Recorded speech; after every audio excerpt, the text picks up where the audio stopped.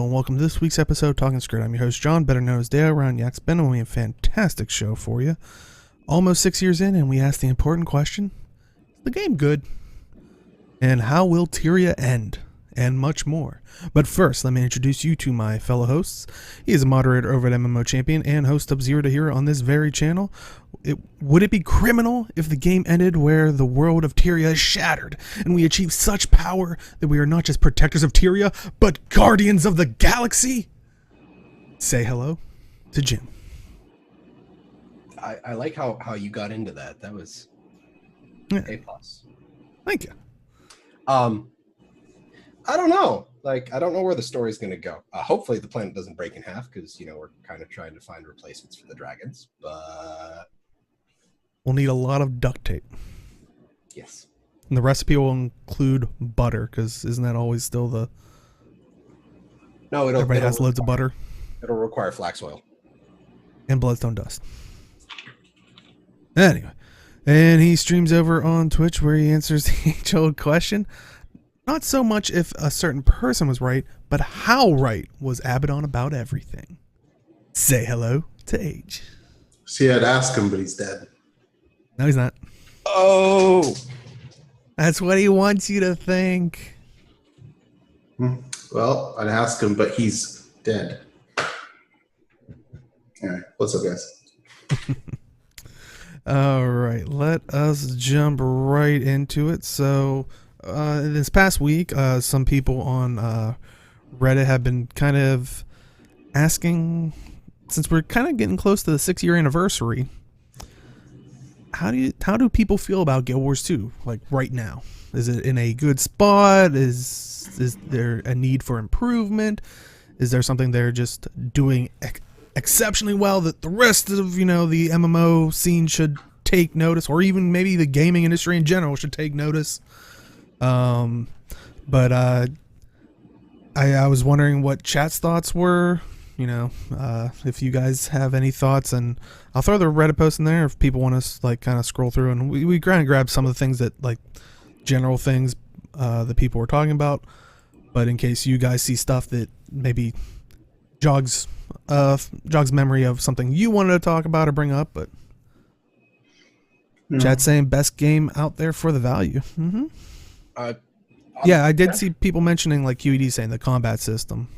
Oh, go ahead. You were gonna.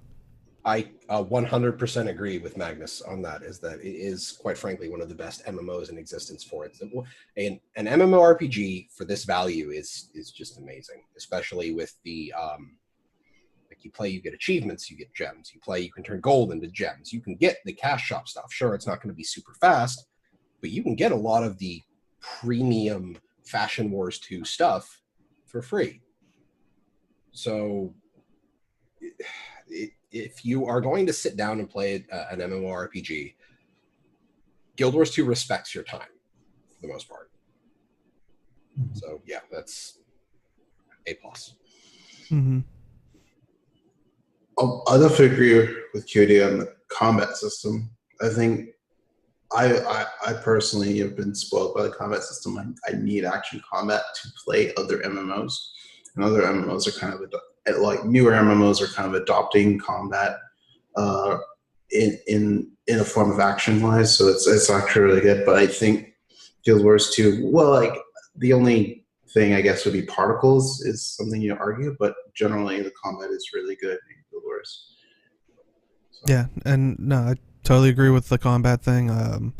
I think I've said it multiple times during the after show, and I think even last week when people were more talking about the WoW expansion, and people were like, "Oh yeah, you should pick it up again." I'm like, at this point, I'm so far from WoW, and at this point, it's almost like the nostalgia, that little bit of nostalgia. I used to play that all the time. I loved it, and it's like, I will try to hop into Rift where it's free and still get that same combat experience and go, oh yeah, this is why I don't like playing this as much. So I save myself $15. So if you have that WoW itch, maybe I recommend. There's an advert for Rift. There you go. Rift, the only successful WoW clone. The thing is that WoW is really fairly decent, and it's been around for years, over a decade. So that tells you how successful it's been. Mm-hmm. But after being spoiled by it, like Guild Wars 2 Combat, I can't jump into that for more than probably it's like 2 hours at a time, just because combat is very stationary in WoW. So, and they have done things to try to combat that. I've heard in the past where they have more like while you're channeling, you can move, or certain skills you can cast while moving. Like so to their credit, they have tried to combat that, and Blizzard is very good at trying to do that, trying to implement things, and that's, you know, kind of why WoW has kept its longevity. And, you know, I kind of hope Guild Wars 2 attempts that, and I think that's why we always try to come up with like, oh, I've seen this in this other game, like this implementation could possibly work with some minor tweaks. And because, I mean, you know, people might say that as a negative to Blizzard or even other games to do that, where it's like, oh, they're just taking other things from other games. It's like, yeah, every company does that. And as long as you're taking the things that work, don't be like, oh, people hate that system. Let's put that in our like in our game. Like the legendary system that they had at the end of Legion, that was Diablo 3. Mm-hmm. Like they kind of just made legendaries just another tier of gear with that. I didn't agree with that then, but it's a different game. Then I don't know. It's kind of one of those things where it's like it doesn't fit. I think they only just recently got shared resource nodes in World of Warcraft. Oh wow, that's poor. Like what Guild Wars 2 has. Yeah. For the longest time, you still had to fight over resource nodes, and I actually think, since I'm still tangentially getting information from World of Warcraft since I'm on MMO Champion, I think they actually cut back on the mobility that ranged classes have. So the whole moving while casting thing, not as much of a thing anymore. So if you're ranged, you're pretty static anymore. Which, like, as an Elementalist player in Guild Wars 2, the only thing that roots me is Meteor Storm. And I'm okay with that because it's a really big, like it's one of those things where you look at the cast animation and effect of Meteor Storm, and it's like, okay, yeah, I can lock myself in place for that. But and chat's also saying they believe the golden age of Guild Wars 2 is over at this point. They can't see Guild Wars 2 really getting better, but they've been wrong before, which, yeah, they kind of said the reason they wanted to make Guild Wars 2 was because in Guild Wars 1, they were being limited by the tech and the, engine, and so they had to rebuild everything, and that's kind of at that point they were like, let's make a new game. So I don't know, do you guys, that is one of the interesting thing, do you guys think they have stretched all the way out with the tech that Guild Wars 2 has? And I know, we don't know what the tech behind it or anything like that. That's important to know. That's like, this is all just speculation and thoughts, but I kind of have to agree with QED on that, is that Guild Wars 2 is a fantastic frame. There is a great framework here. The combat system is fantastic. I know people complain about target caps, but trust me, if you want target caps to be lifted, you're going to have to add collision on players, because everybody in WVW can be standing in the same spot on a full map. So if you want target caps lifted, you're going to either have to A, let ArenaNet pay for servers that can handle those calculations, or B, live with player collision. I'm trying to think if ESO's in Cyrodiil they have the player collision. Like I said, I haven't really noticed it as much. I'll create an account and I'll log in with you and I'll see if I can bump you around. No, I think it's still buy to play. Okay. I think it's still buy to play, but they tend to have free weekends or something. But no, I was just trying to think, because while they didn't remove the cap, I've talked about this before, they've greatly increased, and that's one thing I'd like to see out of Guild Wars 2 is it doesn't just like pick 5 people in a crowd of 20 or however many's in your Zerg. It basically goes like from the first 15 people get full damage, then from 16 to 25 they only receive 75%, and so on. So it's like when you cast down, like sometimes I would throw down my ultimate and I would see the line, like the front line, move back, like trying to get out of the way because so many more people are getting hurt. So I don't know, for me that's always been like yeah, I'm actually doing something World v World, not like you're hitting 5 people, but then the other 18 people are healing them. Like Meteor mechanics from, yeah. I think Final Fantasy 14 uses a lot of that still, where you have to stack to spread damage. But yeah, there's that. And then QED also says that they've been expanding on their framework with Shattered Observatory and the low gravity stuff, which could be super interesting to see used in the open world. I honestly think it comes down to the combat system in part and player agency as you traverse the world at large. That's why I see Guild Wars 2 as living a long time, so long as they keep adding and the narrative team keeps, because like I've said many times before, it's a narrative driven game. Like mounts, best implementation of mounts I've ever seen in any MMORPG, period, the end. Because they're not just you go fast, they're different vehicles, basically. Gliders, one of the best traversal mechanics I think I've ever seen in the game. The mastery system lets you level without leveling. The ability of a player to grow stronger is not inherently tied to stats. It is also allocated to skill. And I find that, like, we always talk about Teapot and is like, oh yeah, necromancers suck. And Teapot's like, let me go raid every single wing with a 10 man of necros. Player skill shines through on that. So I think that's something that can be said for the way the system is built, is that people can do stuff like that. Mm-hmm. Yeah, I think one of the biggest things is like combat and like the little quality of life stuff that like so many people that are veterans or have played for a good while say when they go to other MMOs that it ruins you for other MMOs. It's like you said, WoW possibly just got shared nodes. Every time I go into ESO and I'm like kind of running up there and it's like, oh hey, you take the hit, and it's like ting ting ting, and then they run away and I'm like, oh yeah, that's right, I have to be a jerk. Oh wait, ESO still has. Yep. Oh no. Worst part is they sometimes with the they've gotten better with it, but with the questing system in some areas, so it's a more personalized story. Like, oh, you saved this village and they like you and stuff, and you damned it and stuff, and they hate you. It has that instancing where literally you can be in a group with someone, you get to that spot, they fade, like they disappear next to you, your friend. So, but it's even worse for that because those nodes are still shared. So you run up to a node, you're like ting ting, you're about to loot it, but then it disappears. It's like, oh, someone must from one of the other versions must have. Oh no. So it's even worse for that too. But yeah, I would like to see more games, and it seems like, now that WoW has kind of gotten on board with it, maybe more games will try to figure it out or follow suit, and that is a nice feature. The only thing with that, Magnus, is I see the only thing I really see coming in with like variations on weapon skills is anything to do with the elite specializations.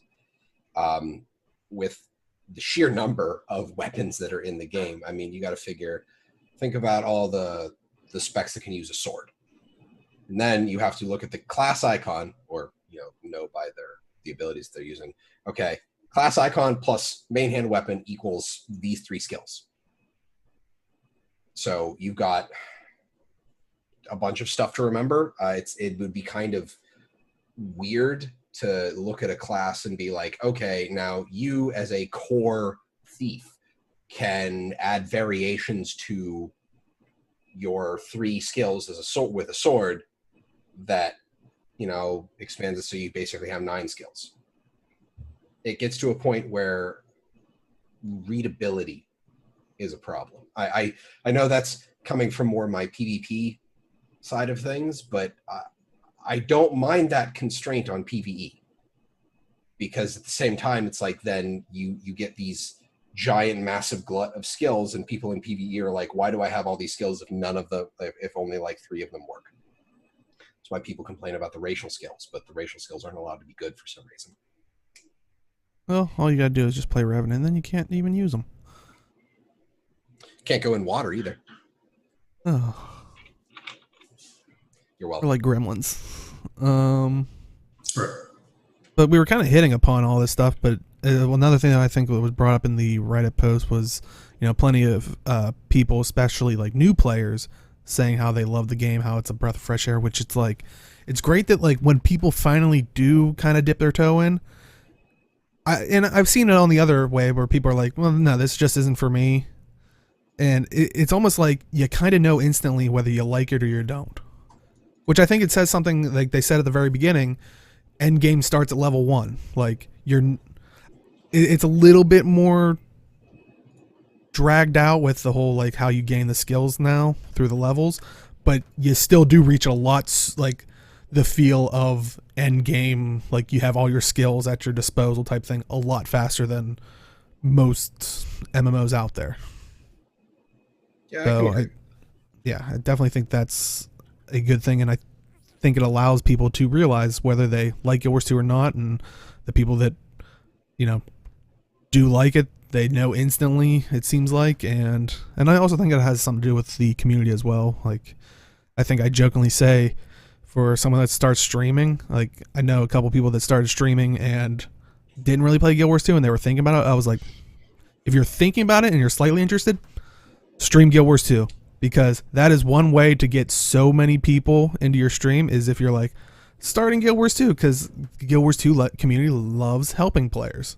So people will flock to your channel, and if you're entertaining, they'll probably stay. And, it's kind of like on the same lines of when they started the play for free initiative. What did the community do? No, they're not like dead game. We're all, well, there was probably still those people, but we had people going to the starting areas in droves and being like, hey, let's help you. Do you need information? Like anything. So the Guild Wars 2 community loves helping people. And I think that's another. They built the Queensdale champ train before they did that. Yeah. Because the anger in map chat would have been a terrible thing for the game. What, you killed a spider already? Ah! Rage. Yeah, I think there are. Well, you're speaking of new player experiences, like new players coming into the game. I'm thinking about new player experiences and just teaching people in the early parts of the game certain mechanics. I know there, like for example, in Queensdale, there are like certain spots where like teaching you how to dodge properly, things like that. I feel like they can introduce a few more things as well, like such as, think like Guild Wars 2 is very different MMO compared to other MMOs in terms of some mechanics in combat, and I feel like it would be very helpful to teach people those things a little early, with more of those. I think we talked about this last week actually with Malthanis, I think. Oh, yeah. What were we talking about? More tooltips, CC bar, break bars, and things like that. We were talking about that. Teaching them that there's no really a quest log per se, but there's more of a, there's hearts, events, and there are certain personal story in your quest log. But yeah, as well. There's the personal story, living story, things like that. But it's not like traditional pick up, go quest, kill 10 rats type of deal. Maybe a little bit about how your weapons give you skills and things like that. Just little things like that along the way. I think they explained the weapon skill things fairly well, and then I feel like people reading character abilities are not super difficult to figure out because they've done a lot of work on the tooltip system. So maybe like, I don't know if narrating it to people would be more annoying to them or not. Yeah, I'm not. Yeah, because I'm not sure about that either. Yeah, because I would be kind of annoyed if like I already know how to dodge, so we play my game, Whereas you can just avoid tooltips. It's like, this is my 57th character. I'm good. Yeah. I wonder if they're, well, like I said, I don't know their system or something, but like if they were able to go back into the personal story, and I don't know if they have access to still some of the voice actors, I don't know, but like maybe kind of one of the bigger baddies in like the first chapters of each of the stories. Like for me, since I've done so many key runs, all I can think of is what what is it, Big Nose Ted. Um, Hmm. like maybe he's one of the ones where it shows a break bar because he kind of has that wind up of like a kind of smash. What if there was a break bar there and like, you know, in that situation, Logan would be like, you know, you use some of your skills that like, you know, however they want to word it, to tell them to use it to try to dwindle that CC bar. Mhm. But maybe like you're saying, you're worried that it might, it's like, I know already, like, does it have the Yeah. tech of like, if it detects like you did it as soon as you like before, if you do it before Logan says that, maybe he says like a different line like, oh, well, you seem pretty versed in combat, like I don't know if a kind of dynamic switch as opposed yeah, to, I don't know if like, Guild Wars 2 has that tech behind it I necessarily. have but- to admit, Huey brings up a good point, is the combo system is not very well indicated. Mhm. And that's since I've been playing Hollowsmith a lot with the Condi that's out, getting light aura is necessary in PvP, and there's so much light aura available to a Hollowsmith, which makes sense, but a lot of it comes from leaps through light fields. Yeah. Oh yeah. Like, sure, you read the tooltip, it's like finisher. What's a leap finisher? Like, how do I? What is it? Mhm. Yeah, and I mean it's very clever once you know it, because it's like when you see those fields, there's usually like a little puzzle piece to tell you that it's you can combo into it type thing. But yeah, it's so you have to know about it. One of the, because I didn't even know about it until like maybe a couple months in, and someone was like, "Oh yeah, like you can see the little icon." I was like, and then I'm finally like, "Oh wow, that is amazing!" Like, but unfortunately, I don't think the average person is, you know, picking that up. But I kind of like the idea, like QD's saying, of like a level 10 dungeon with tooltips explaining base mechanics. What if, because when you start a well, this is Fashion Wars. If you start a new character, once you start getting Fashion War savvy, what do you have to do?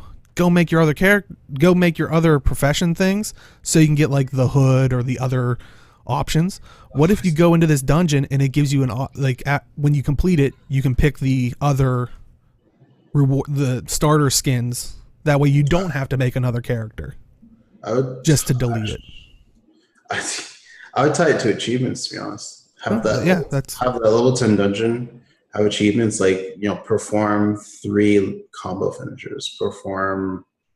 But that also requires them to go into the achievement tab and look under the general, and I still get lost in that achievement thing. That's just getting bigger and bigger. Like, yeah, I mean, literally everyone, Arena could send everyone the email, the mail in the game, say we have a beginner dungeon, and then like people who actually know how to do things will just zoom right through it and be like, all right, easy, and then they get a free whatever, the free achievement points and whatever. Free Blackline key. Yeah, and then actually that'd be pretty nice. And then and then the people who don't necessarily know everything will actually learn in the process. Taz laughs at my idea. No, she's not laughing at your idea. She's laughing You're at a fool. She has amazing timing. It's unbelievable. Chat saying they should make better stuff with mount skin. They should add some in achievements. Yeah, we have definitely been talking about that kind of stuff. Is like, I think as Jim calls it, like kind of like the first taste is free type thing. Like, oh, cool mount skin. Like, well, yeah, and I know Jim has said it before. We're not asking for like, we want all the mounts as achievements. Like, just one. Like, I think what I honestly, I sadly think that it's because they kind of learned from gliders and like what was more marketable. Honestly, but even gliders had a couple free ones that you can get. Like the legendary backpack gave you a glider. Yeah. Those are legendaries. That was more to make the legendaries more palatable. True. Yeah.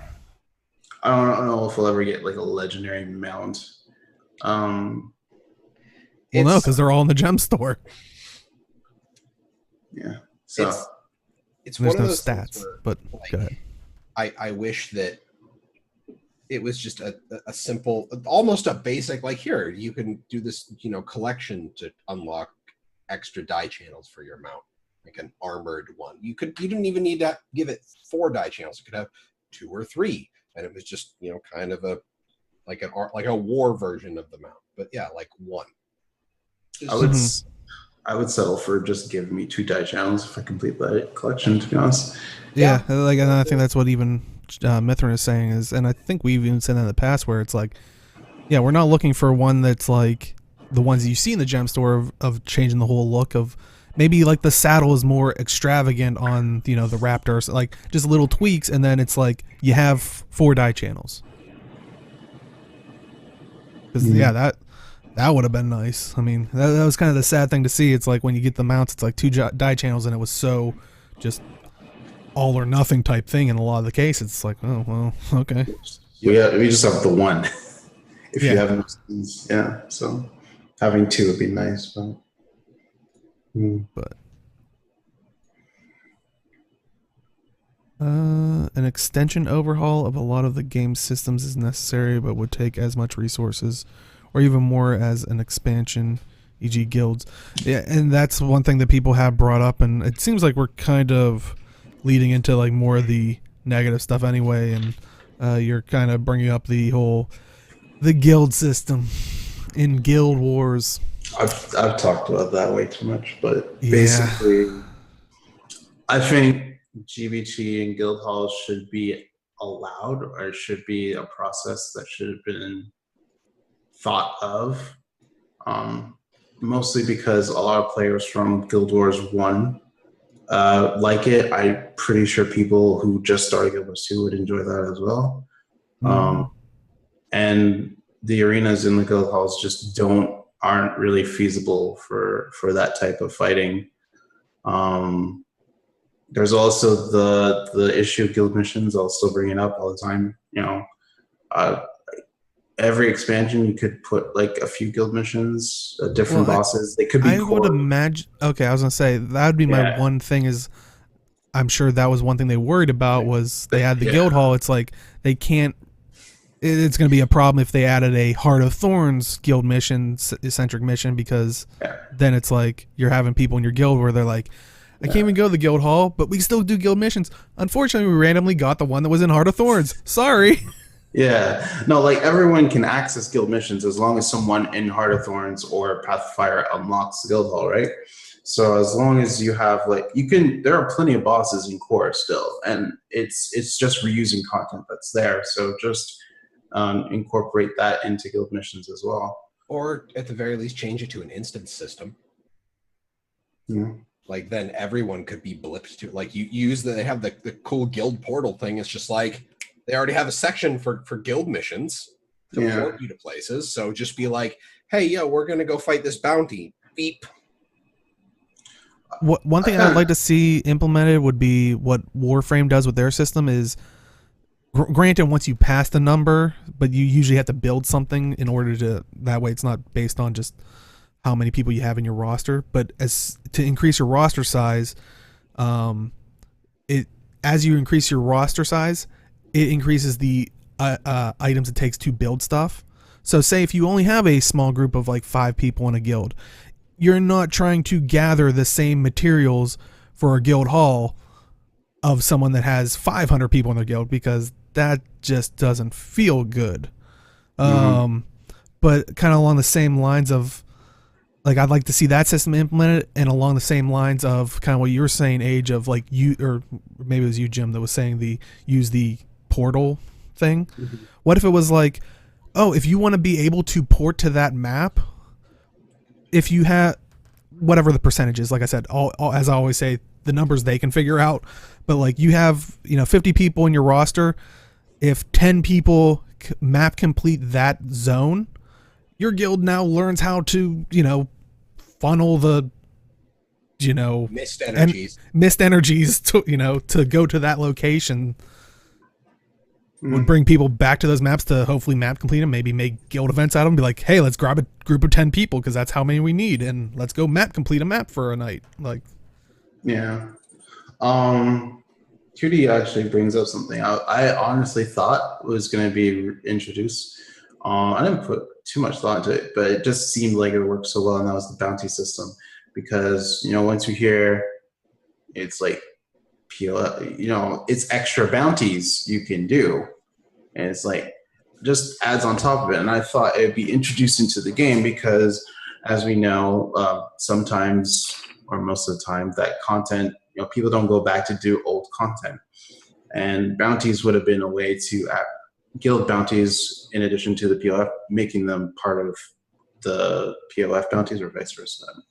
But basically, if you tie in guild missions with POF bounties, it would always guarantee that someone would be doing bounties, and if you need a specific bounty, maybe that one day like a guild's actually going to kill that bounty, things like that. So always shout out in that chat, hey, I can kill this, type of deal, because it's hard just by yourself. You're going into a map and then you have the luck of the draw of saying, hey, I'm going to do this bounty, and then either people show up or they don't. So. And yeah, I know a lot of people are wanting guild versus guild, and hopefully, I don't know. It always sounds like in the background they're working on something. It sounds like, but I haven't heard too much about it. But yeah, I agree, and I'd definitely like to see more utilization. And kind of going back with the guild halls, I really wish, like when we first announced it, they would have kind of went with a more, in my opinion, safer approach of, since we were kind of mapping the mists, it's like you could be like, oh, we've uncovered these spots in the mist, and then that way it could be anywhere in time, anywhere in Tyria, maybe even beyond, like who knows, but Tyria you could have more variants of maps instead of like we kind of had. I thought the hot maps were, at least guild maps, were kind of varying, because even though they were both in like kind of a desert theme or jungly theme, one was more of a sand, like kind of dried out area, and the other place was like kind of underground. I can't, like, with POF, they both felt like a desert. I felt like it was, I think there was the Crystal Desert and the map below it are pretty much the same, but I think it varies a little bit after that, because the map above Crystal Desert, the Highlands, Crystal Oasis, I think. Anyway, Highlands, yeah, it kind of goes from sand to like this mountainous area into like the snow-like area into this like waterfall at the corner. It's like it's pretty diverse, and then you have the sulfurous waste bit down below, and then you transition. Was it Vavi? Domain of Vavi. Domain of Vavi, where you have, it's kind of like, it's like a buried like old palette, like it's kind of like palace, oasis-y, like mixed with the palace. It's kind of like from Guild Wars 1, pretty much. And then you've got the brand in the Domain of Vavi, which is an area unto itself that I never, ever, ever want to go back into ever again. But kind of going with like the guild mission thing, like I'd like to see an option of like your guild hall could become under attack again, like, because that was probably one of the more fun things I've enjoyed about the guild halls in general is taking them. Like, I honestly, after we took the new one for when POF came out, I may have stepped foot in the guild hall maybe within the first month, and then I completely forgot like where the guild hall was until like the only, because there's no real reason to go into guild halls other than to like daily farm, to like play with your decorations, or maybe like queue up for guild missions if you do them. And there was another point I wanted to make. Oh yeah, and the arena if you use it, but like there really isn't. I feel like there's a reason to go in there too much other than that. A lot of the guild hall feels like it exists as a if you want to, but there's no like drive to do it because there's no reward other than what you get out of it's like an open world game with no quest markers or anything. It's basically a spot so you can work on a new crafting discipline, and that really feels about it for me, at least. Like, And I know some people make amazing maps and stuff when Sab rolls around and stuff like that. I just would like to see better tools in the game so more people could do those things easier. Yeah, I don't know. I feel like when it comes to decoration, I feel like it should have been scribing should have been much more base in terms of like, and you would use the other crafting disciplines in order to, complement scribing. So, for example, if you needed leather, let's say you want to make a leather chair, you get some wood for huntsman, you get some leather from leatherworking, that type of thing, and then just combine it with scribing. But there's a whole bunch of ways you can go about that. But basically, I don't feel like scribing's more tied to your character rather than your guild. So it's a character tied guild progression. Yeah, it's kind of in between, and it's not well designed from either side of things. Yeah. Because I feel like I would go into my guild hall if I could, like I cordon off a section of the guild hall for myself, put some decorations, have some fun with it. But I have no points in scribing. I don't see a reason to make it, to be honest. I leveled it just so I could steal the Declaration of Independence. The back piece. The map tube. Oh, right. Yeah, okay. That's right. The only reason honestly, I think the back piece, the crafting back piece for scribing is the best thing about the profession. Yeah. So I enjoy the guild. I enjoyed the guild halls. When we first got the hot ones, I spent quite a few times in both guild halls just running around, checking out different things. Like, oh, it'd be cool if I could just put stuff there, but I don't want to level scribing. Yeah. I would actually buy decorations, to be honest. Well, now you're talking their language. Yeah. I mean, granted, that's what ESO does. They have, you can make decorations in the game, but that's through the already established crafting disciplines. Like, they just kind of added it on. But there's also decoration packs of of this, buy this themed one, and so, yeah, it's not unheard of. It's kind of weird because, since scribing is tied to guild stuff as well, if you make it, so it's. It's always been such a weird thing. Like we're saying, it's this weird, doesn't please either side. It's something for the guild, but it's also selfish. Yeah. Because it's you're dumping all these materials in and you're making maybe wooden frames, but I'm sure if someone was and someone else in the guild's oh, wooden frames, I can build my thing. I'd be like, wait, what are you doing? No, those are my Yeah. But it's everything schematics and stuff went to into the guild pool hall thing. It's yeah. Whereas if you can buy things off the trading post, for example, your guild can save up on money or whatever currency. It could be an NPC has this awesome thing that you could buy and you could save up currency to get it. Things like that. That would be more of a guild activity, right? And then if you wanted stuff for yourself, you can buy things for yourself off the trading post. That'd be kind of neat. Or you're scrapping, I guess. But I also the part of me, and I really hate saying this because I know that probably a lot of time went into scribing, but I feel like they would have done a better service to the game if they would have just given us jewel crafting and cooking to 500 than scribing at all. I'm not gonna lie, I feel kind of bad saying that but it's just scribing got left in this limbo. So I just feel like there should be more flexibility with the decorations. I understand there was probably a material sink or something that needed to be done, but I don't know. I'm not really enticed to. That's personal preference, I guess. Yeah, it's definitely.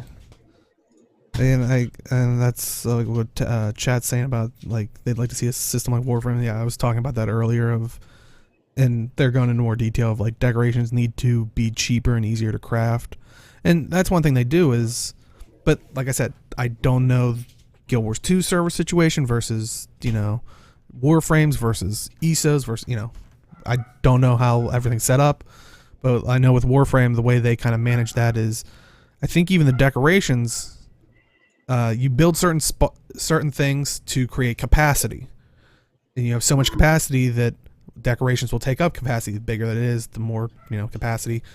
Well, to build the things that make capacity, you need certain amount of energy. So you have to build rooms that are dedicated to energy, like just basically generator rooms. But it's almost self-balancing. And each of those things you do have to put materials in and stuff like that, and that's all based on how big your guild is. But yeah, chat saying they still want Claw Island to be a guild hall, and that's one of those things I would have loved. Like if they did a fractal thing, they could have been like it's another version or something similar, like another outpost and I would have loved, like I said, if there was a way you could be like a guild hall could randomly become under attack. Like if it was in the fractals, it could be like instabilities of like I said, the Jade Maw is attacking your guild hall and like just have tentacles slamming against across that'd be a cool guild mission actually. Descending, like, guild attack or something. So Tavik brought up something like similar to Warframe. I honestly think the guild halls need to be smaller. Like I realize they're huge to allow people to build, but I think like take Gilded Hollow. The actual like guild function NPCs and places were in a relatively small footprint, right? Sure. And then the rest of the instanced area was pretty massive, so you had a lot of room to build in. The new one, I can't remember the name of it from Path of Fire, but everything's really spread out in that guild hall. And honestly, I wish it wasn't. I wish everything was in like maybe just one or two of those buildings and it was like kind of stacked. Like honestly, I think they missed an opportunity with having something being up in the bit of ruin floating in the sky for that. I really feel like the wizard resides. What's that? That's where the wizard resides. Like honestly, the wizard tower, a guild hall. Yeah. I don't think it could be, but the reason I bring that up, wanting the footprint of the actual usable guild space to be smaller, is Deo's talking about assaults. I've talked about building fortifications in WW. Put it together. You can build like hard points where you get like basically tower defense missions for guild halls. And honestly, I maybe it's because that's why I always liked the one in Heart of Thorns, the underground one, just because it was walled in. You knew the limitations. I kind of felt like kind of disheartened by at least the North Vabi one. I don't know about the other one. I haven't really walked through it, but like you said, it's so spread out and open. So you start going, and then it's like literally you can see straight ahead of you, like this open area. And then you're just hitting an invisible wall. Like what? Like it's like I can't go. Like I can see literally over there. Like, but yeah, it's always that weird thing of you see the open space, but there's just an invisible wall. Whereas in the other, the one in Heart of Thorns, you were walled in. Like at least with that one, you knew your limitations and. Was it an ESO? You showed me your guild hall, Dale. Was it a guild hall or a house? No, that was just a house. That was just a house that you could get in ESO. Yeah, that's pretty nice. But I know a lot of people do tend to do that. If they're like a guild leader, they'll buy one of the bigger ones and turn it into a guild hall for the guild. But go ahead. Zachary brings up a guild hall earned through raiding, specifically when I said the Wizard's Tower. I'm like, I don't think guild halls should be earned through any kind of endgame content, because guilds are for a bunch of different things, and some of those people might not be able to raid. I don't know about the Tyrian Musician Society, the guild of musicians that randomly show up in capital cities and perform a concert and then disappear. I don't know how good they are at the game. because Well, let's say, are they the same Is ones that that? C major? I was gonna say, are they the same ones that have put out the series of like the The rating the one. yeah that raid? I don't know if they're the one and the same, but I'm there's not 100% sure. But What's their guild tag? Do you remember? mhm. Okay, if it's C major, it's they. I know that they've rated before. I kind of agree with the aspect of what QED's saying of guild hall should be for guild versus guild, because that was the nice thing about Guild Wars 1 was the map was the guild versus guild map was the guild hall, like the whole guild hall, not Yeah. I will admit, like, that would be really cool. And again, going back to my you build defenses, you can have attacking and defending guild versus guild. Mhm. So, like, you're assaulting someone else's guild hall. And just to make it so that you're not losing crap tons of resources every time, your stuff, when it gets destroyed in an assault, doesn't stay permanently, like, it doesn't get permanently destroyed and you have to Just put re-invest. it back.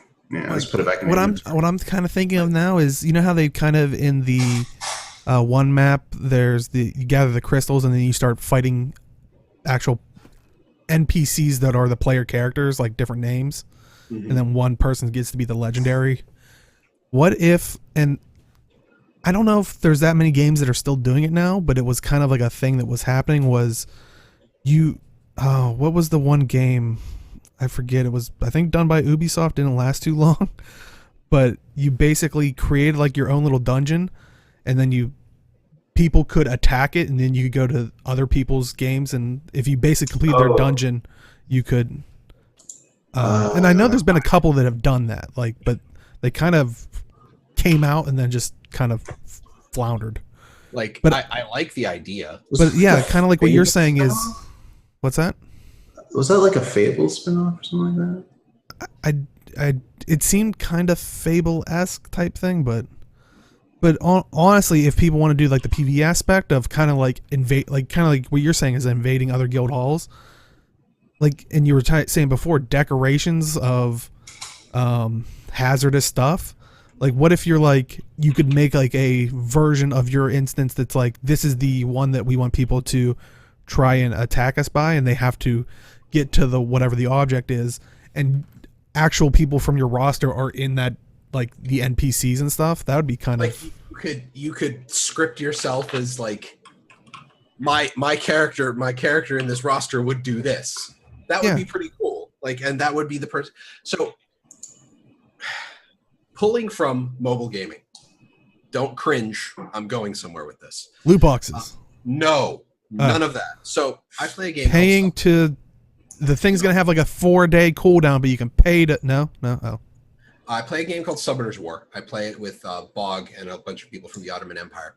And there is a guild combat system set up in there. And the primary guild war setup is you set defenses. You have 2 teams of 3 characters each. You set your defenses, and people are slated to attack you. You have no control over your defense other than setting your 2 teams.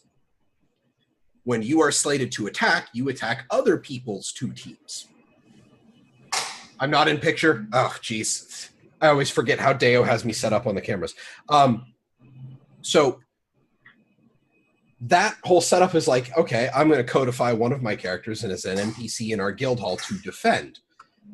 Then you have like, you set your defenses, and it's like, if people assault our guild hall, here it is. And then people would be able to like see like replays or like a heat map of where attacks were coming. So you could PvP, well, GVG would be PvP only. This would be kind of like a PvE counterpart to the assaulting. And then like, this would be like a base attack kind of thing. And then an active PvP thing is if there was like a field, kind of like they set up the arena in the heart of, not the heart of the mist, in the edge of the mist. There would be something like that, or like several different arenas where like 2 guilds would actively fight against each other. I'm just thinking about ways so that like active PvP GVG stuff would kind of need to have kind of an aspect of the automated tournament thing. Because how, like, you would have to get like set guild time. The only problem with like actual PvP is you just have people queuing constantly. So, but with GVG, you already have set teams. So you would have to be, with a random queue system, it would have to be like on a timer. so that enough people would be able to be available, much like the automated tournament system. Oh, now I want to write up like an actual document on the possibilities of like the PvE-esque attack defense system for guild halls. Well, while he's having a breakdown. Not a breakdown, just too many things to think about.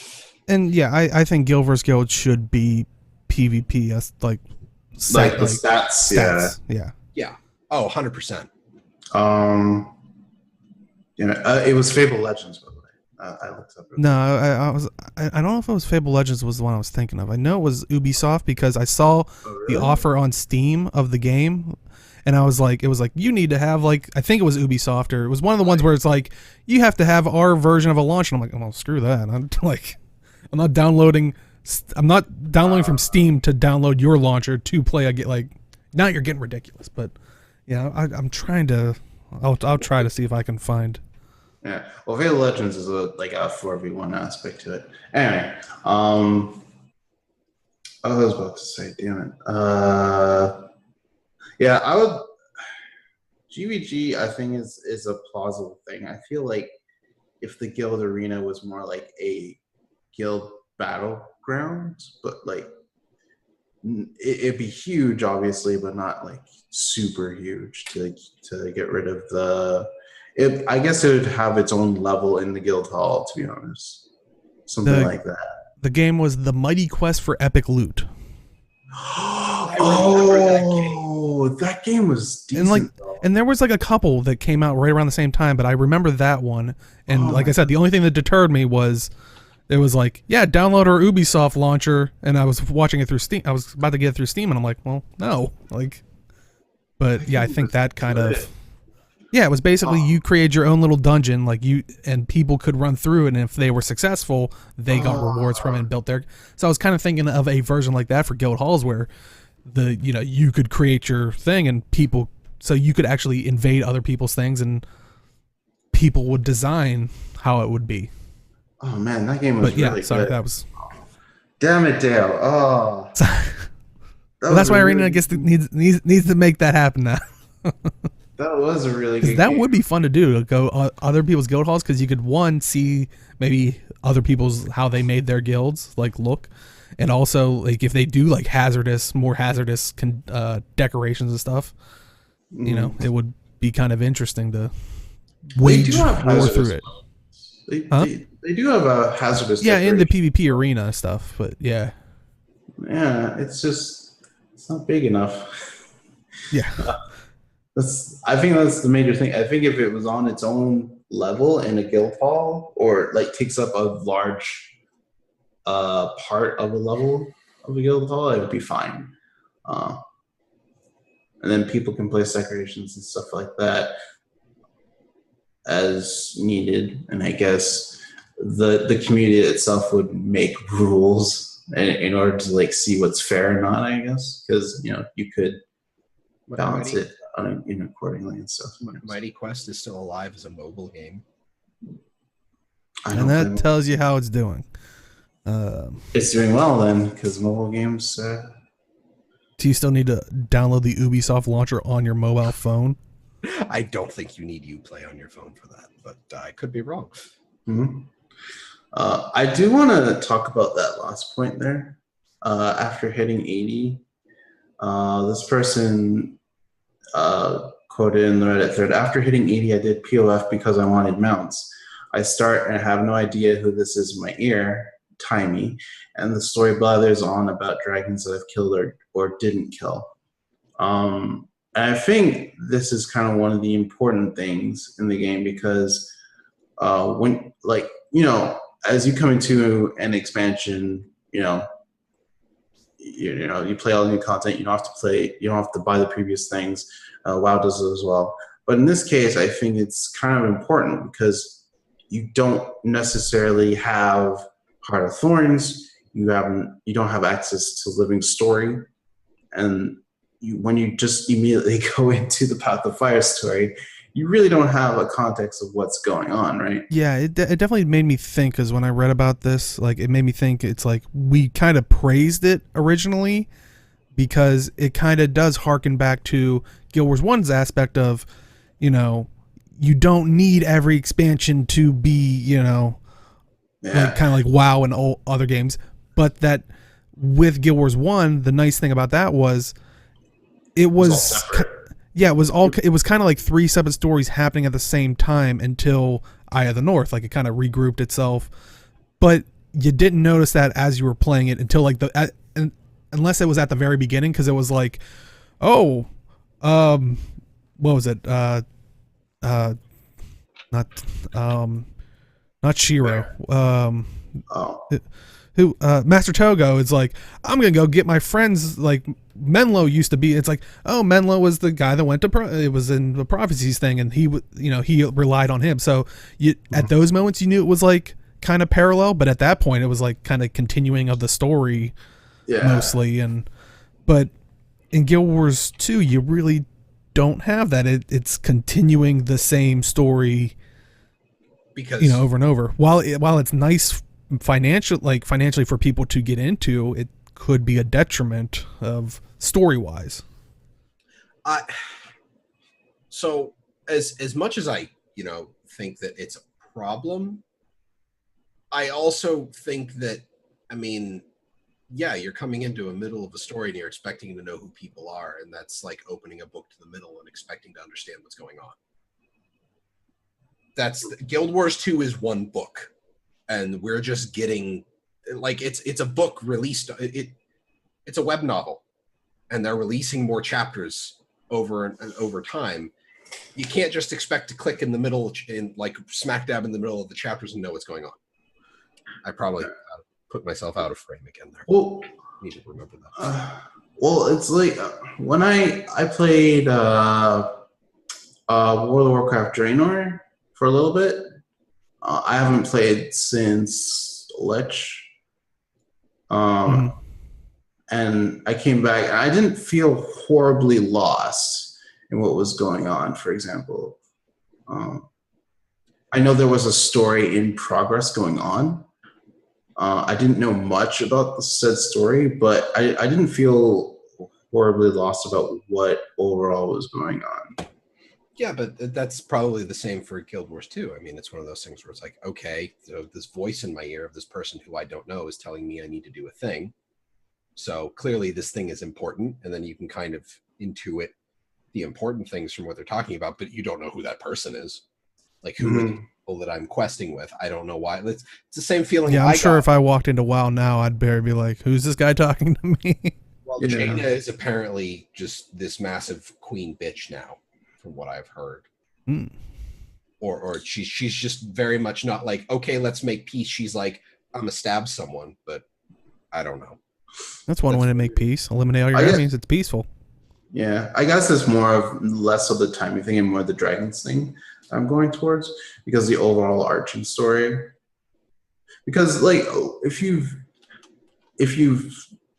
hopped into WoW, you pretty much know the Horde Alliance thing. Even if you haven't played WoW, you probably heard of the Horde Alliance thing, so you know the difference is there. Yeah, I won't get into it, but I feel like with Guild Wars 2, a little synopsis maybe of like what's happening would be kind of helpful. I know it kind of, I guess in that case it would kind of spoil the big story, but it's like you also. Yeah, I was gonna say that is also their downside. Is this is also maybe a tool, and I don't know, but I would guess a tool to entice people to get the other stories and stuff, which that's where they're hopefully going to make some of their money back. Yeah, like that's with all the chapters being 200 gems a piece. That's kind of one of the draws. It's like, or in case if someone is watching for the first time, like Jim was saying earlier, you really don't even have to pay actual money for it. Like you said, 200 gems a piece. You can theoretically, play the game and then just convert the. Yeah, I would say the simplest thing to do in that case would to give a mini clip about what just transpired and what basically is going to go on in the story. They'll be because the story is so cohesive throughout. You're going to lose some points here and there if you haven't played the main story, but I think for the general part, I don't think a player should be lost when entering the like Path of Fire if it's their first time. And actually, like Not, Chad saying, 200 gems is right around 60 gold, which, though they're also saying easy enough to get into Silver Waste or Istan to unlock that part, kind of leads into one of the other things that was brought up of, like rewards and stuff need help. It's like, it's kind of like sad that you kind of have to go to like a big Zerg farm to be the most efficient in PvE. Like I don't know. Yeah, but like I understand, Monica, but like at the same time, like I'm a vet player. I would know like I could just farm silverways, but like a new player won't know that. They would just literally just buy it. Mm-hmm. And also, you're saying go to Silver Waste or Istan. If you're just starting new, your only option is Silver Waste. You'd have to work towards Istan, and then because that's blocked behind Living Story. What, chapter 2, I think, or chapter 1? First chapter, I think. Yeah. But it's interesting thinking of the new player experiences, just because in terms of like core and in terms of the expansions. So like wherever you hop in, there's always something odd. Nothing perfect. Yeah, and you're right. It's just kind of disheartening that the only we have a progression system, and it's a farming progression system. And you go to Silver Waste so you can earn money to unlock Istan, so you can farm more to unlock other things. There are other ways to get a ton of money. Like I've made just in the random bits of PvP I've done, I have 150 gold right now. So PvP is worth money. They have regular sales on, like I'd say they have regular sales in the story chapters, but I don't know because I can't see them in the store. But they are right. They just recently had I think it was last week we talked about it. They just recently had it on sale. They don't have them on sale too often, but the bundles I think usually are discounted regularly, like because since you're getting them all in one go, but you do have to save up more. You know. That and even just buying the bits of story, like what if you the first set they did that with season 2, you get Maudry out of that, and the achievements and those maps are worth money. Like just getting the story is worth some amount of gold that you can use to progress towards your next chapter of the story. Yeah. So. Yeah, I'm almost talking about like a new player experience. Like a new player is going to come in, they're not going to know like all the things like ascend as armor, exotic armor right away. They're not going to know like all the farming locations. They're not going to know what best stats to have. You know, they're coming into the game kind of just learning things as they go along. So over time, yes, they'll learn these things, but you know, coming in not understanding the story 100%, you know, it's fine for the most part for most people. But some people like that type of thing. I kind of feel like stats are fairly self-explanatory in Guild Wars 2. Like, there's, and this is coming more from me as a person who likes to play with numbers, but I kind of feel like once I got a feel for the stats, like I'm talking like the finicky bits of theory crafting of min-maxing your damage. Power, okay, power affects damage. Condition damage obviously affects condition damage. I have a problem with how they changed boon and condi duration into concentration and expertise, but tooltips help. You mouse over the stat and it tells you, hey, this does this. So it's not too terribly bad there. I never really understood how toughness actually reduces damage taken. They never really explained that in the game. But it's not the base stats are fairly easy to figure out. Other stuff like the more finicky bits, concentration, expertise, and then break bar stuff, it's oh, yeah, I'm not talking about like, you know, I guess, if you read it like power, yeah, it affects power damage, calling damage. I'm talking about more like best in slot type of deal. Not a lot of people get that right away. Well, that's fine. Like, yeah, that's totally fine for. Like, you got to figure, like Diablo 3, when people play a new patch after a balance patch, they have to figure, like, it's not the everyman who figures out what the new best set is, and the same for any MMO or any RPG. Really, it's the people who are like going to power through, farm the stuff out, throw the stats together, and run it through a whole bunch of spreadsheets that they have for fun, because that's fun to them. And I'm not knocking on that. It's just what they like doing. I mean, shit, I'm still trying to get bruiser builds to work with, like, vitality and healing power and stuff, and it's just like kind of works, but that's just having fun with stats. But since we're kind of looping back to combat, I'm seeing a lot of the same stuff that we were talking about originally. We can always talk about during after show, or when we on YouTube when we're feel free to continue about it in the comments. But we're already an hour in, and this is just topic one. But I think it's an important topic. I mean, to go forward and 6 more years. Come on, let's do it. But all things do have to come to an end eventually. So another person on Reddit kind of asked the question, how will the Guild Wars 2 story end? And I think it's mostly due to the most recent story and how kind of Joko messes with us and tells us how,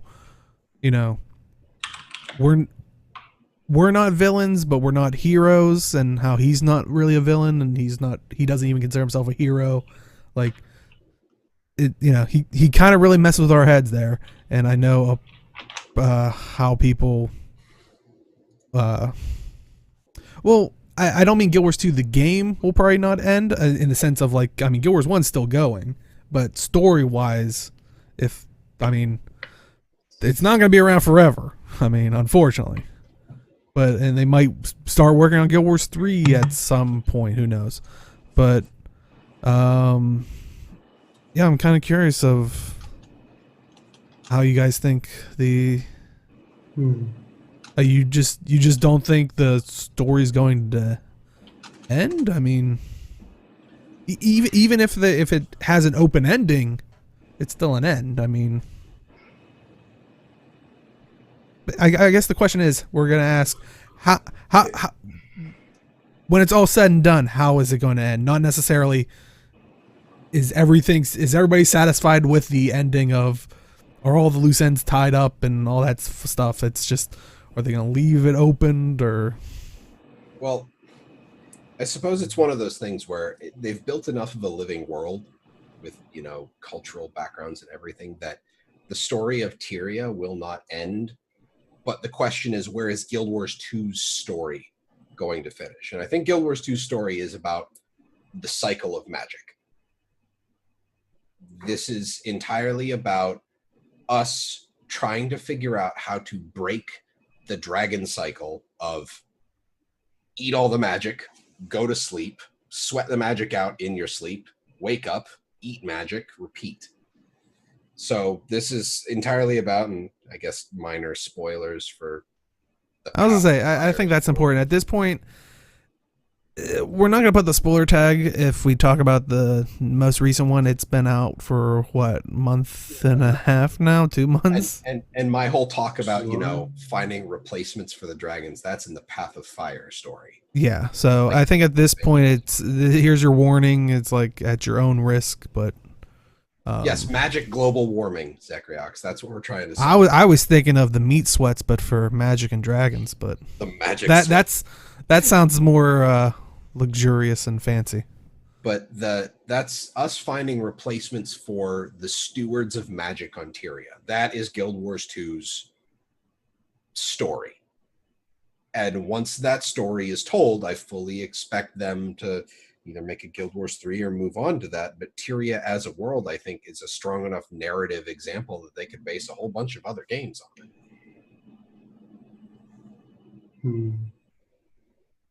So, I think it's our story. The Guild Wars 2 story ends when we figure out what to do with the dragons and execute on that plan. Or humanity screws up, just like Guild Wars 1, and we blame the humans for everything. Sounds about right. It will end when humanity ends, is what Chad was saying, which, I don't know, that's very human-centric. Screw the humans. They're on their way out.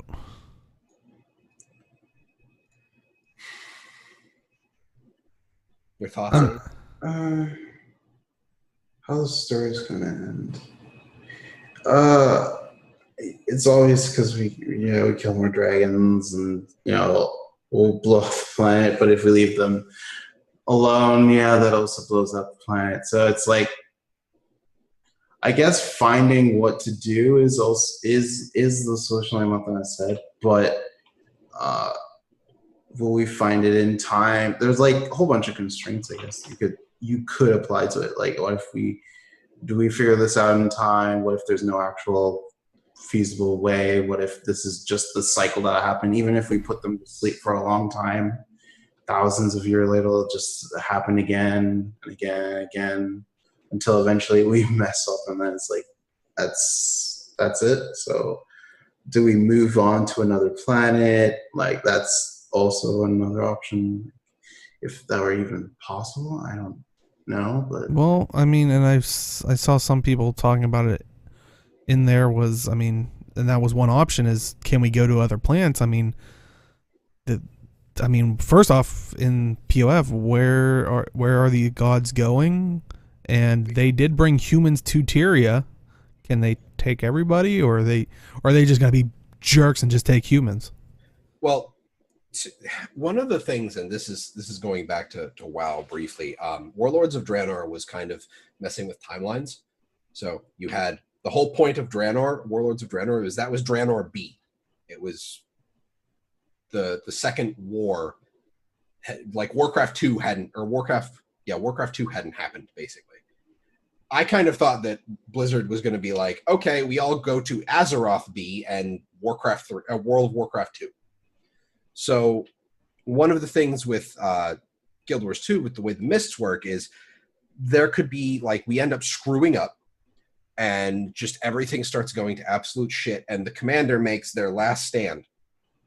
And we guard, like, the final story chapter is we are leading the army defending the last bastion that is not ripped apart by wild magics. Basically, you have an army of casters just kind of maintaining a bubble around the last vestige of civilization, whereas the rest of the planet is ravaged by wild magic. And you find a mist portal to an alternate Tyria where this hasn't happened yet. Go now with the knowledge that we have given you, and you basically send refugees through, and the commander defends it, and that's the end of Guild Wars 2. Like, that's a bad end, but that it opens it up for, here's a Guild Wars 3. I was just gonna say, because basically my idea, like, thoughts is it's going to lead into a Guild Wars 3, because people are like, oh, it's just gonna end. If they're making money, it's really not gonna end. Like, I mean, has there really been a company that just said, yeah, we told our story and walked away, that haven't come back and we're like, more games of that IP? Yeah. I mean, especially when, like, I'm sure maybe developers and people that want to preserve the art of it, like the story was told, but then you have the publishers that are like, no, this is making money, it could still make money, and it's making enough money, you keep going with this IP, don't go with a new story that people are going to be scared of. Pretty much. But and I don't know if NCSoft's like that. I mean, but and kind of like what Chad is saying about, like, the gods and stuff like that, I almost want to see, because, like, you're saying the cycle magic, what if, like, we get to a point where, yeah, Tyria is something, like, maybe we don't fix the thing, or whatever happens, like, things shift, but and this is a little hopeful for me, maybe Abaddon comes back. Oh my God. And he's like, yes, the human gods screwed you guys over. take the fight to them. And he's able to open up portals, and basically it turns into like, I remember back in EQ1, the Planes of Power, you would go to different worlds, basically their domains, and take the fight to them. So you're basically going to take on the gods, and that's, maybe the new areas that you're going to. Abaddon does exist, you non-believer. He's still there. Deo. What? You have to let it go. Never.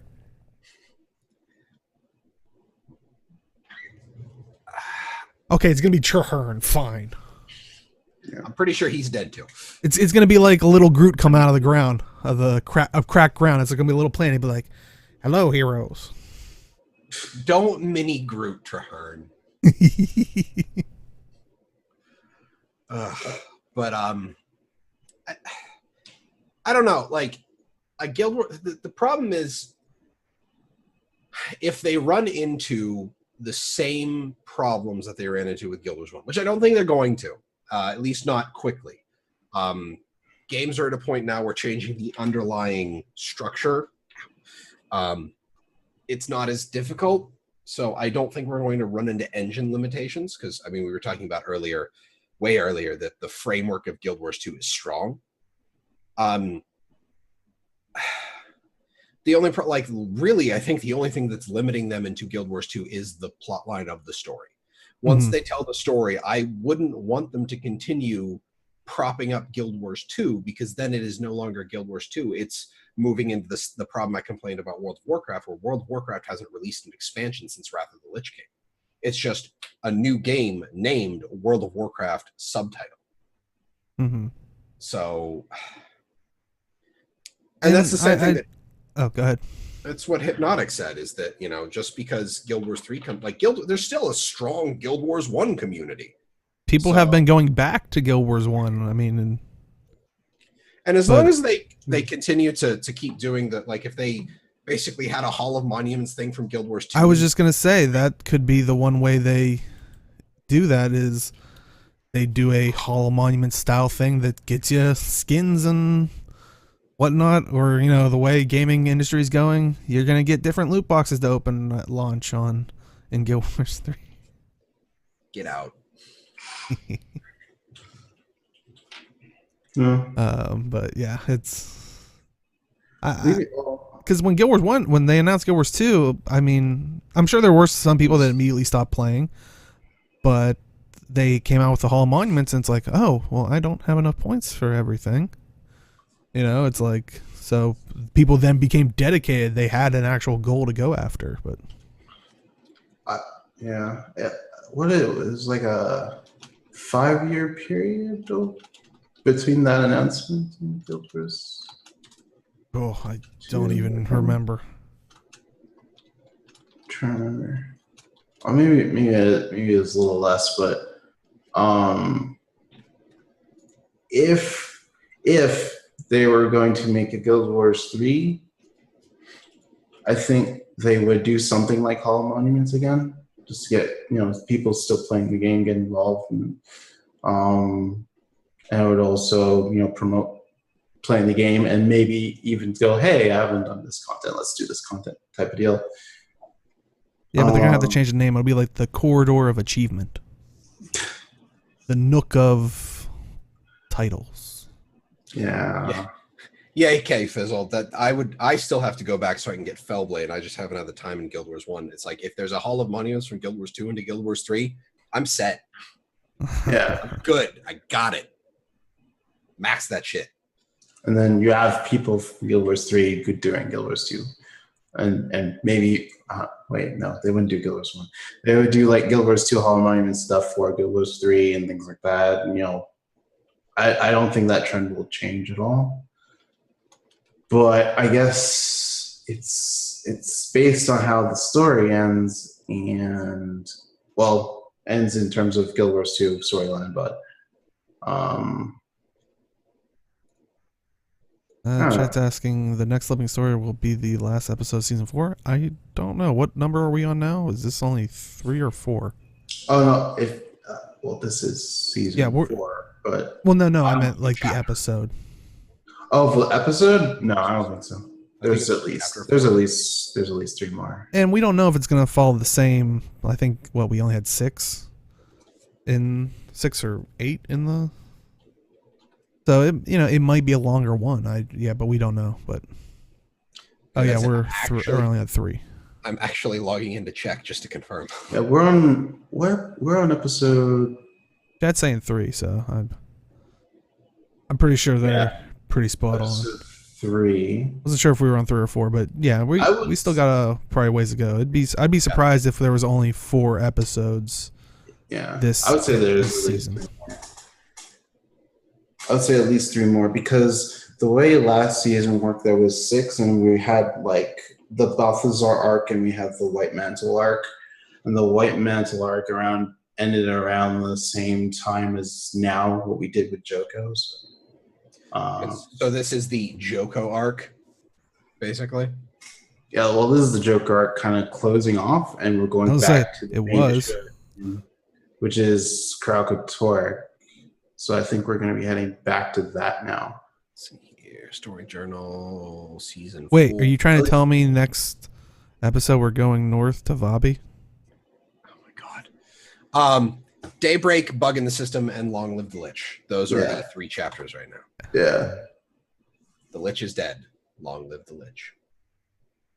Or Jormag, that's also possible too. Well, I think the next one is obvious that we're going after Kraukatork since he's right there. Granted, So wait, maybe by the end of Living Story we subdue him, kind of like we did with, the possible Primordius Jormag issue. Who knows? And who knows what that'll result into? Okay, so there are 2 things in chat. One, Rue Games. I would love Kantha, and I really don't think dual class will happen because balancing on that would be absolutely insane. We were talking about basically elite specs are dual classing. Yeah, Like that's basically what they are. and I would love to see Kantha, but I think NC Soft is kind of iffy on that. Really? Well, so I think that was the rumor originally, and that's That is- why that spot in the basically where the Crown Pavilion was, it used to be a Canthan area. yeah. Like back in early Oh. like concept art. Like I don't think it was ever shown as a playable thing. But then it became that big pit, and then it became but I think it was supposedly some people were saying it was because NC Soft didn't like the idea of how they generalize the Asian culture in general in factions and whatnot. It was kind of like a mishmash of a lot of East Asian cultural stuff as opposed to specific. But granted, that was never confirmed either way. I that's- don't think so from any dev or any person at NC Soft or Would never ever be confirmed because that's a PR nightmare to have open. That's weird. I do 100% think that we are going to deal with Kraukatork because he's awake. Jormag is asleep. That happened when we stopped Balthazar at the end of the Balthazar arc. We ended up keeping him from killing Primordius and Jormag, and we just knocked them both out. So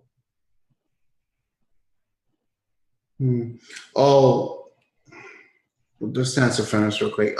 Like Asia consists of like India to Japan, like everything. yeah, there's a lot of variation in, So there's a lot of, and they drew on a lot of that. Like, but yeah, it's I kind of understand both sides of that. It's a similar thing that happened to that. And once again, we're not saying that was NC Soft's stance on it. This is just a rumor.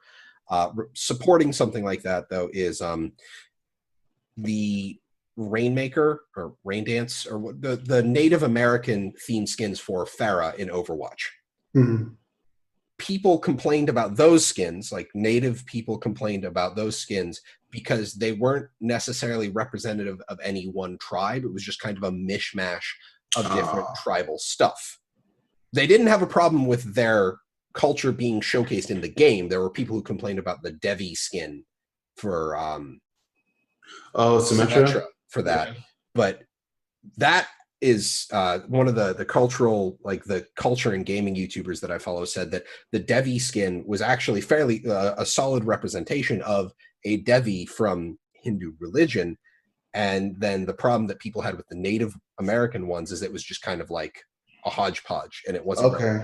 any one tribe. So you got to think like with Cantha, it was a hodgepodge of a bunch of East Asian stuff, not representative of any one area. Now, if there were multiple regions in Cantha where they kind of separated, and it's like this area is more like Japanese themed, this area is more Chinese themed, to show like cultural drift that would happen in a living world, that would make more sense. But I don't think they actually had the real estate to do that in Guild Wars 1. You would, you would pretty much have to, like, if Cantha would be made in that case, then would it be like more? You would just have like Cantha is Chinese culture or Cantha is Japanese culture or something like that. That's like saying I can't say y'all and fam in the same sentence because, well, it's one of those things where that has happened organically. It's one of those things where the language drifts organically. This was not showing that like Cantha was multiple different cultures that merged into one. It was just like Cantha. So it's And no, Rue Games, it kind of did have the entire continent of Africa. Prophecies basically kind of had the whole like European, like Vibe what's to that? it. Yeah, what's I forget the like building type that it's called, but archaic or not archaic, but well, what it's that style is called is what I was trying to think of, but I can't. But I mean, to be fair, NCSoft is a Korean company, so when they're footing the bill, and you know, like I said, and I want to stress this so many times, is this is all speculation and rumors and stuff, and nothing ever confirmed. But some companies, they usually don't have that kind of they really don't care about that problem if it's something like another, you know, region or something, unless PR picks it up, like people go crazy about it.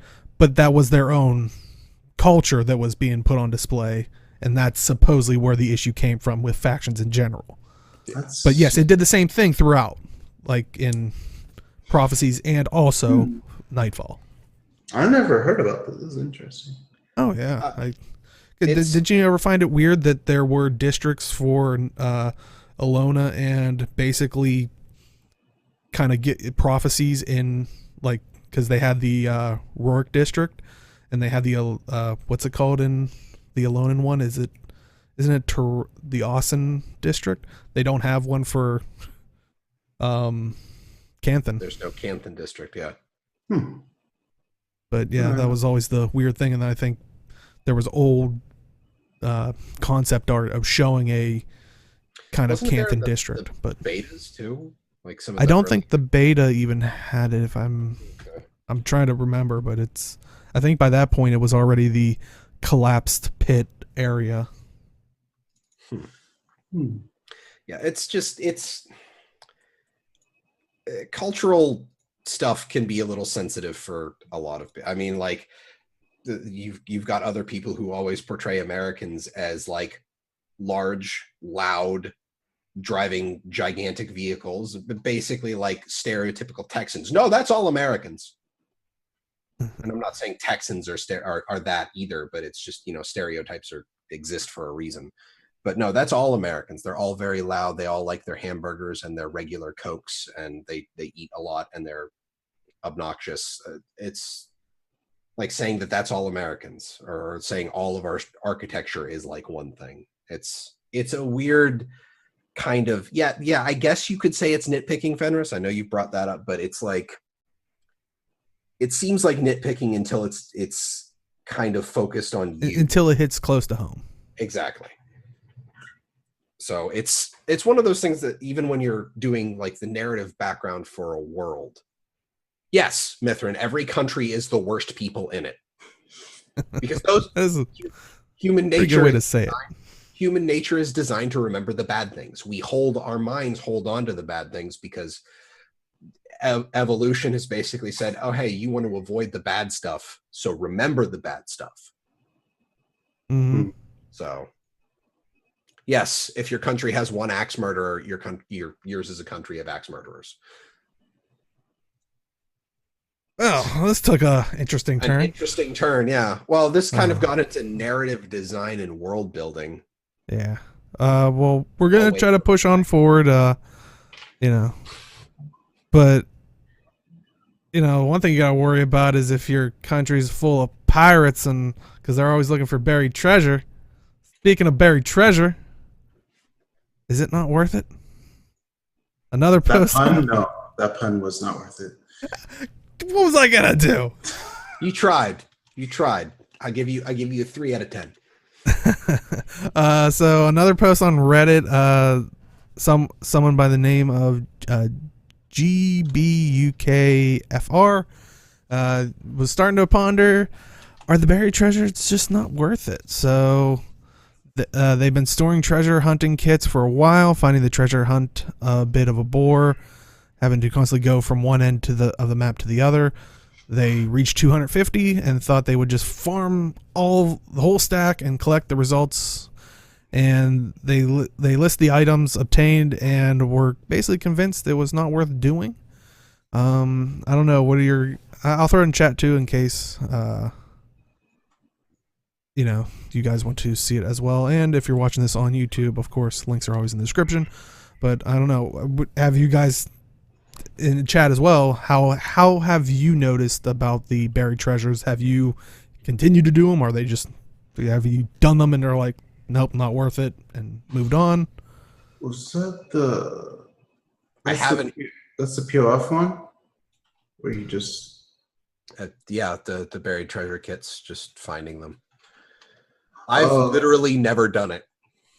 I've done it once because it was like a thing that happened. I'm like, oh, cool, I have keys. Let's just try this. And I probably have a bunch of kits. But yeah, I never really thought it was worth like hardcore investing in. It's just like if it was happening at the time, I'd do it like this, or if I've found stuff. I'm just kind of annoyed at seeing the freaking milling stones anymore. Yeah. Like, I hate the fact that milling stones exist because they were put into the game and they're used for one thing. Like, there's no point to them other than to make those in milling basins. There's no point to them other than to make flax oil. That's it. But yeah, that's kind of a mount mastery that lets you do it without dismounting. that'd be nice. Or raptor sniffing, yeah. Or a new mount that does it, like make it like an anteater, but it's like a treasure sniffer, like just a big nose that's like sniffing it out for you. Yeah. Basically, we're implementing archaeology from World of Warcraft into Guild Wars 2. Oh god, was that just that ate up so much of my time was the issue. A friend of mine used it to level through Burning Crusade content because he didn't want to do it. Well, to be fair. It loses its luster after the first 2 goes. Yeah, it does. Leg tricks. Your mounts can open chests as long as they do not have a chain. Do them. Buried treasures, repetitive, boring, not good enough loot to justify anything. It takes so long, never use it. So it doesn't seem pleasant for actual loot. Like if you want reasonable loot, I guess. But it's more like a thing that you would do like if it's on the way. And they did provide a tip if you do want to actually do this, because I saw chat was saying sometimes they'll do it when they don't have anything else to do, and some seem like they agreed with it's just boring, repetitive, and just is not worth it. But they did recommend if you do choose a map, do Desert Highlands for the superior buried treasure opportunities. But it does seem like it's that's the only time I ever did it, to be honest. Do you remember when, and Magnus, the Eyes of Cormier stuff. Do you remember when they didn't allow the Eyes of Cormier to go into our material storage because they wanted to encourage us to sell them on the trading post? You remember that at the start of the game? I hoarded them out of spite. Yeah, me too. They were everywhere anyway. Yeah. Like they there is literally no point in having they're like, okay, flax, it's going to be rare, but you're going to need it for everything. That's why it was so expensive. No one wants Eyes of Cormier because you get them from everything. Why does she have so many eyes? The eyes never lie. Abaddon. Look, she inherited all of Abaddon's powers. She was probably just secretly stealing them anyway. Well, I mean, Abaddon did take people's eyes, so maybe she also inherited. Like that was like, oh, I also inherited all these eyes. Ugh. What can I do with them? Oh, I'll give them to adventurers. Yeah. And they can Sure, possibly. She's just shoveling them into Tyria. Take them. You get 9. You get 9. Everybody gets Oh 9. my god. Oh boy. Desert Highlands Treasure meta needs something like a progression bar that increases people grabbing chests and the boss. That'd be neat. That would, yeah. I agree with that. Yes, please do that. Just saying they're worth 2 copper at the moment. The Eyes of Cormier. Because that's the minimum sell price. People are just dumping them. Do you use? What do you use them for? I really don't know. Can't you still use them now if like once a day or something you can click if you have the Griffin thing, or is that something else? You can burn 150 a day using the I mean, I don't think you get anything good out of that either, but you get minis out of it. Is there that's right. Wait, a consumable or? Yeah, the when you did the Griffin thing, they give you that Sun Spear thing, and you can use the Eyes of Cormier, and it's like oh, I forgot I had that. Let's see here. Eyes of Cormier are used for the insignia and inscriptions of the Spear Marshal, for a pulsing brand spark. It's only 10. And for the Rune of the Firebrand, Renegade, Spellbreaker, and Weaver.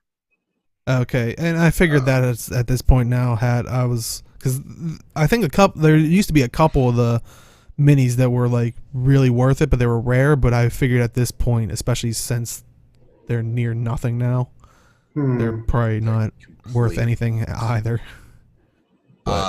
They're used for gleaming matrices, which are scribing base like component materials, and the Sunset Jewel, which is a jewel crafting thing that you can put into exotic gear. Basically they're used for next to nothing. I mean, you need 50 for the runes, but if you need to make a set of 6 runes, it's really not that hard to get 300 Eyes of Cormier. And you were talking about meta maps, and I see chat was talking about POF metas and talking about Casino Blitz. Speaking of casinos, making money, spending money. Speaking of spending money, let's talk about the gem store. And always thank you to Doffy.net. Check out Doffy.net so you can spend your gems more wisely. So really the only new item out is the Choya mining pick, or the mining tool, and that is 1,000 gems. It is an unlimited gathering tool. So Can it is account bound. Yeah. And it is account bound, so you just have to transfer between your characters. Maybe if you were active during this week, you might have got some shared inventory slots for cheaper. But I don't think that sale's going on, but we'll talk about that a little bit later. But the Choya mining tool, 1,000 gems. Though they also, in time for this, they did bring back the already established Choya logging tool and Choya harvesting tool, also for 1,000 gems. So right now you can kind of get the Choya gathering tool set for 3,000 gems. So. I like how the blue and green one are just like, I'm going to mine it. The pink one's like, I'm going to really go for it. Do you notice they're dual wielding? They're dual wielding mining picks. Those are usually two-handed for us. We're gonna be dual wielding two-handers next expansion, confirmed. If I could dual wield mining picks and half the time it takes me to mine something, I'd be okay with that. Oh, Chad is saying the sale is still going for the shared inventory slots. I wasn't sure, but yeah, definitely pick those up. So, Boy. Titan's grip. Yeah. But No, I don't would need. I would rather have double the mats than reduce the speed, but that's just me. Yeah. I mean, looks amusing. Choi is, if you like Choi is. Yeah. Yeah, but yeah, it seems like some people in chat are super excited for it, so definitely go pick it up while you can. And like I said, the returning items, the Choya logging tool and the Choya harvesting tool, are returning as well for 1,000 gems apiece, so you can kind of pick up the whole set if you do not have it. Also, continuing with the anniversary sale, we have the Resplendent Avian Raptor skin, the Summit Windhorn Springer skin, the Umbral Demon Skimmer skin, the Reforged Warhound Jackal skin, and the Grand Lion Griffin skin. All have returned for 20% off, so 1,600 gems a piece. And these are, skins for each of the, mounts that we have in the game. Those are all 100% worth it. If you look at those mount skins and are like, wow, I love that, they are worth it for this price.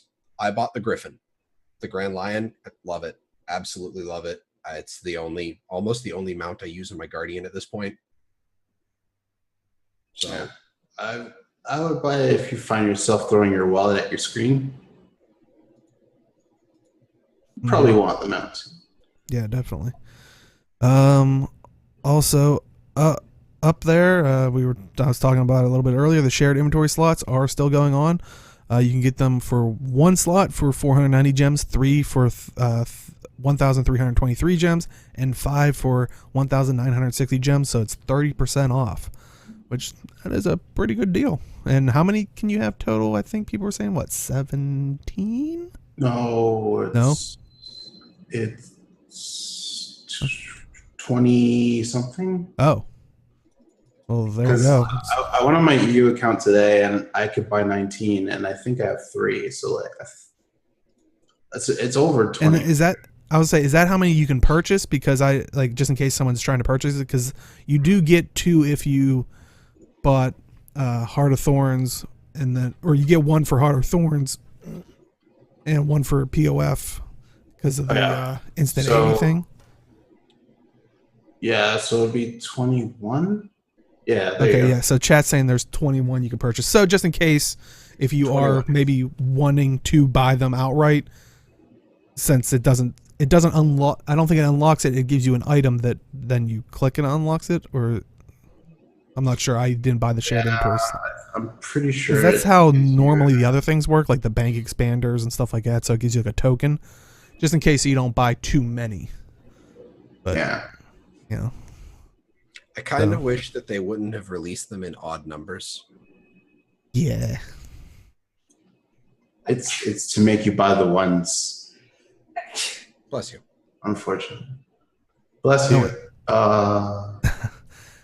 And speaking of, also the storage expander was on sale for 560 gems, which was 30% off. So definitely can increase your Skrittness and hoard some more shinies, and they're helpful. Helpful, yes. I think I want to say I'm at 1,000. Yeah. I think it goes up to 2K now, doesn't it? For the material storage? Yeah. I think so. Got me running to the wiki. I'm sorry.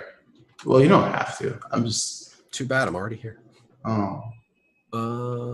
But yeah, out of those things, is there any, like you guys were talking about the mounts, is there anything else you guys would recommend people maybe pick up during that sale before things leave? shared inventory slots are actually really helpful. I have 20 in total, so I bought 18.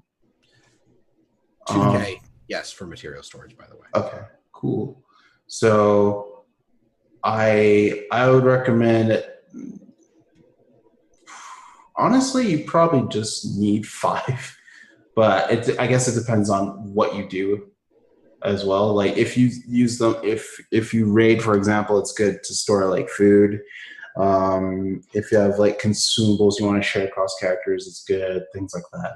So I guess determine how many slots you need by that. So. And just in case, if you're new to the game, the shared inventory slots are basically one little block on your thing, but it is account bound, so it'll be there for all characters. Like you said, it'll be easier to transfer things across to other characters.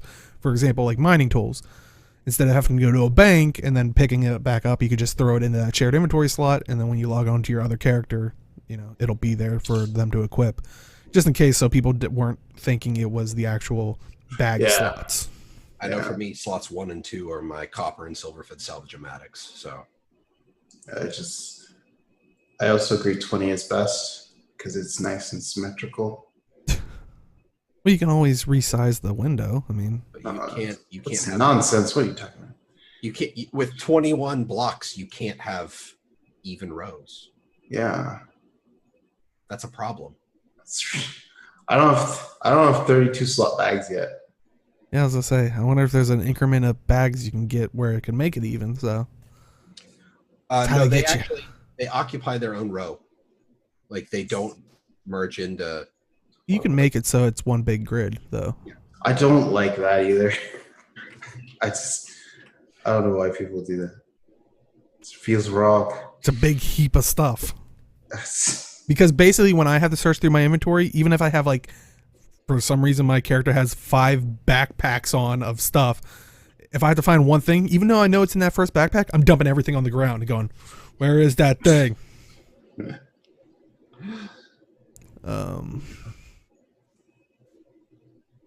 Oh, and Chad saying the POF starter pack was great at 2,600 gems. And mostly Chad saying that they want their perfect grids for their inventory. So you guys aren't alone. I'm just being stubborn. So any final thoughts on Gem Store? Get the stuff while you can, I guess. Indeed. Last up, we have Community Corner. And if you want to be a part of Community Corner, just if you make a video, maybe artwork, something like that, of Guild Wars 2, throw it in our Discord, MAAD Realms, link in the description. And if you're watching this on Twitch, we have a link down there. It probably still says Project Metal Splinter, but we'll eventually change that maybe someday. Maybe episode 400. The way we go. But this week, Games Loving Life, who I hopefully is still in chat. Another episode of Vigil Sisters, episode 66, and they were retaking Claw Island. And can I say my only complaint? Misspelled Claw Island. It should be Clore Island for turn. Clore Island, but no. But it was that in reality. It was definitely fun to watch. Good editing. Definitely would recommend people checking it out, and their excitement when they realized they were I think it was Monica who was actually when she realized that they were actually going back to retake it, she was super excited and the nostalgia was flowing in, and so definitely recommend checking it out. Any other thoughts? Who was who'd she go with? Vigil? She was Vigil, I assume, since it's called Vigil Sisters. Yeah, I believe so. Yeah, Forgal. Yeah. Okay. Forgal, the only guy who makes sense to make the heroic sacrifice.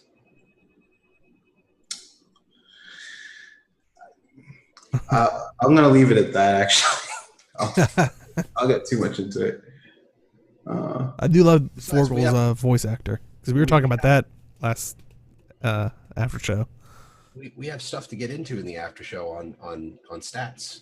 that Age was talking about earlier. So Stat? Oh, it wasn't really okay. stats, but All right. Well, yeah, definitely check that out. We'll throw the link in chat, and if you are watching this on YouTube, of course, we will have the link in the description, so definitely check it out there. But there's the link in chat if you want to go check it out yourself. And like I said, I really enjoy it. Like I talked about it last time. It's just nice because they kind of do it in, like, I think this one was like 20 minutes. Like they're shorter chunks, and it's not, so you can kind of, watch them easier on YouTube and not have to worry about YouTube messing up your spot in a longer video. Longer videos like this one, I'm kind of unselling our own product. bravo. But hey, that's why we put timestamps in there for each kind of giant topic we have. Granted, it's gonna be horrible for this one because the first one's literally an hour long. That is it for this week. And Jim, where can they find you? You okay there, Dale? Yeah. I can be found on Twitter at MilFantasMMO. You can also find me here on twitch.tv/MAADrealms every Wednesday for our episode 2 this week of Vote to Kick. So now that I have the process down, I'm not going to be a terrible YouTuber and forget to flub at posting a video the next day. And then also more PvP shenanigans. Stay tuned for Vote to Kick to see the kick or keep ratios on loot boxes. And I'll be throwing the link in chat in a little bit. And you can still vote on it. Yep, we're going to close it right before Vote to Kick starts this Wednesday. So I hope to see you all there. 7 p.m. Eastern Daylight Time, right here. And Age, where can they find you? you can find me on Twitch and YouTube at Age Night Road. I need to stream some Guild Wars. It's been a while. I feel like I streamed on Tuesday, I think, but yeah, it's been a while. So I'll try to stream some next week. I might stream this weekend as well, Sunday if anything, but we'll see how it goes. Awesome. And you can find me at simply_Deo on Twitch and Twitter. Hopefully this next week we get to stream more. I know I say that a lot. Who knows? At this point, I'm kind of trying to, like I said, if you want to watch Vote to Kick, maybe give your thoughts on how we can improve. We're already, as we went through the first episode, are working kind of behind the scenes on changing some things already. So it might be something that you already are mentioning, or maybe if you see something or an idea you have, do let us know. And so I'll probably be working on some of that stuff and all different kinds of fun little things. But yeah, thank you everyone for coming out. Do stick around. We do a bit of an after show if you are here live, and that's why you should show up live. But if you are here, if you want to watch this show in full, we do highlight on Twitch at twitch.tv/MAADrealms. That's with 2 A's and an S at the end. And if you are watching this on YouTube, just search MAAD Realms with, once again, 2 A's. And we're usually the first one that'll pop up. And we put the show up on Sundays at noon Eastern, 9 a.m. Pacific. If you can't make it out to the live show, we go live Saturdays at 4 p.m. Eastern, 1 p.m. Pacific.